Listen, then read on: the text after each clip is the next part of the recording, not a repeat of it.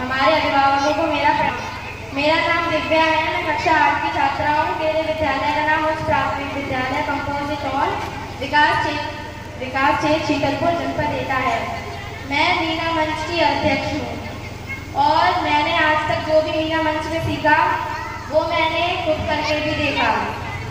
जैसे कि हमने सीखा कि हमें मीना मंच की लड़कियों को, जो लड़कियां नहीं पढ़ती हैं उन्हें पढ़ाने के लिए उत्सुक करना चाहिए, उन्हें विद्यालय में बुलाना चाहिए। इसी के ऊपर मैं एक आपको कहानी सुनाना चाहती हूँ। नंदगिरी एक 11 साल की लड़की थी जो कक्षा 5 में पढ़ती थी। उसके पिताजी ने उसका 6 में दाखिला नहीं करवाया और उसने भी अपने पिताजी से बहुत कहा कि मैं आगे पढ़ना चाहती हूँ, लेकिन उसके पिताजी नहीं माने। उन्होंने उसका दाखिला कक्षा 6 में नहीं करवाया।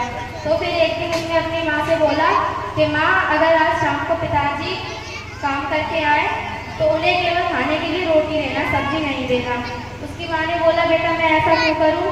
कि माँ, मैं आपको बाद में बताऊंगी, आप केवल उन्हें रोटी देना। शाम को उसके पिताजी काम करके आए तो उन्होंने उनके लिए भोजन परोसा। उसमें केवल उन्होंने रोटी दी, उन्हें सब्जी नहीं दी। उन्होंने बोला, ये कैसा मजाक है? मैं पूरे दिन इतनी मेहनत करता हूँ और तुमने मुझे केवल ये सूखी रोटियाँ दी हैं, सब्जी कहाँ है?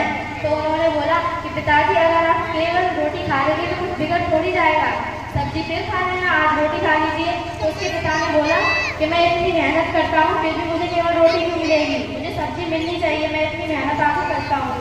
फिर उसने नंदिनी ने कहा कि पिताजी, मैं भी तो इतनी लगन से पढ़ाई करती हूँ, घर पर भी स्कूल पर भी, तो मेरा भी दाखिला 6 में होना चाहिए।